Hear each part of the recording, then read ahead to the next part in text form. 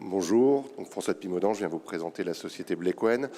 On va être très original, on va à nouveau parler de fraude. Par contre, pour une fois, ça ne va pas être de la fraude au paiement, c'est de la fraude à la souscription de crédit. Aujourd'hui, sur la souscription de crédit, la détection de la fraude s'appuie essentiellement sur des processus de KYC, de connaître l'individu, de vérifier que l'individu existe bien. La bonne nouvelle, c'est que pour 1 000 € aujourd'hui, vous avez une carte d'identité qui vous permet de passer les frontières françaises sans trop de difficultés. Donc c'est des processus qui marchent bien, mais 5 à 10% des attaques passent à travers des mailles du filet. Pour un organisme de crédit, c'est plusieurs millions d'euros de pertes par an. À l'échelle mondiale, c'est 35 milliards d'euros par an.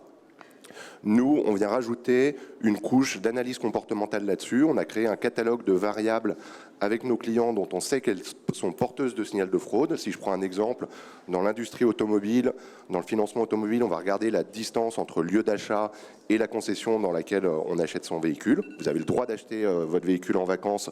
Pour autant, vous pouvez généralement plutôt l'acheter près de chez vous.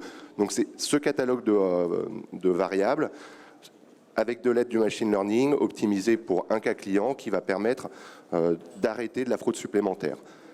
On est appelé par API et on ne vient pas révolutionner le process d'octroi. On est une API supplémentaire dans le processus d'octroi, en plus du score de solvabilité, en plus de la vérification documentaire. Et cette couche additionnelle sur le millefeuille nous permet aujourd'hui, chez nos clients en production, d'avoir divisé la perte de fraude par 3. Ça représente plus d'1 point de PNB récupéré pour un organisme de crédit.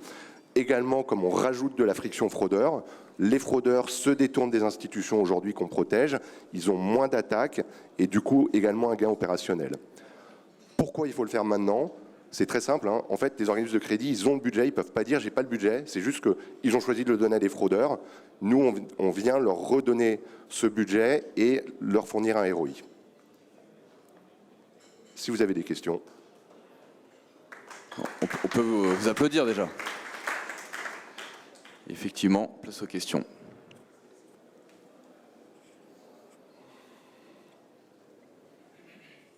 Merci. Thomas Napoli, Rothschild & Co. Juste peut-être un mot sur les principales métriques de l'entreprise aujourd'hui, revenus, clients du coup. Alors aujourd'hui, on fait 100% de croissance sur les 2 dernières années. On devrait finir l'année à 2 millions d'ARR.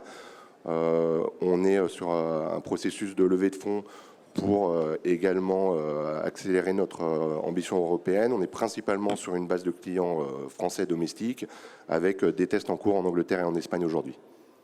Et on est plutôt sur des organismes de crédit tier 1, type Diac en France, qui est un des principaux financeurs du crédit automobile. Oui, toujours Philippe Bourquin, Paris & Co, les Sway. Juste pour compléter la question de Thomas, où vous en êtes en termes d'entreprise, que ce soit de levée, d'équipe voilà. Alors, on est 20 personnes, on a une equity story qui est un petit peu particulière. On a fait un reboot en fait de la société il y a 2 ans. Avant, on était positionné sur le paiement, mais comme vous allez sans doute le voir aujourd'hui, sur le paiement, il y a énormément de monde. On est plus sur un marché de remplacement sur le paiement. Sur le crédit, on vient vraiment rajouter une couche qui n'existe pas. On n'a pas identifié de compétiteurs, à part les équipes internes de data scientists de nos clients. On n'a pas de compétiteurs vraiment focalisés crédit en Europe. Il y en a un aux États-Unis. Et on est une vingtaine de personnes. Et ce pivot, vous l'avez fait quand ? On l'a fait il y a 18 mois.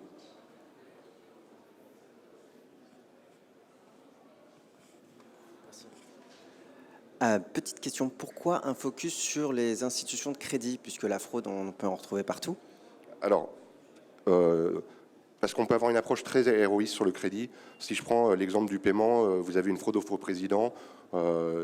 Est-ce que c'est la société qui paye la fraude? Est-ce que c'est la banque? Est-ce que vous arrivez à rattraper le fraudeur? Ou même sur une fraude carte bleue, c'est généralement un tiers la banque, un tiers le client, un tiers le marchand. Là, sur de la fraude au crédit, vous volez un crédit à 50 000 € à un institut de crédit, c'est 50 000 € en moins sur le PNL. C'est très simple à calculer, c'est très compréhensible. Et les organismes de crédit sont moins équipés sur ces sujets-là. Merci.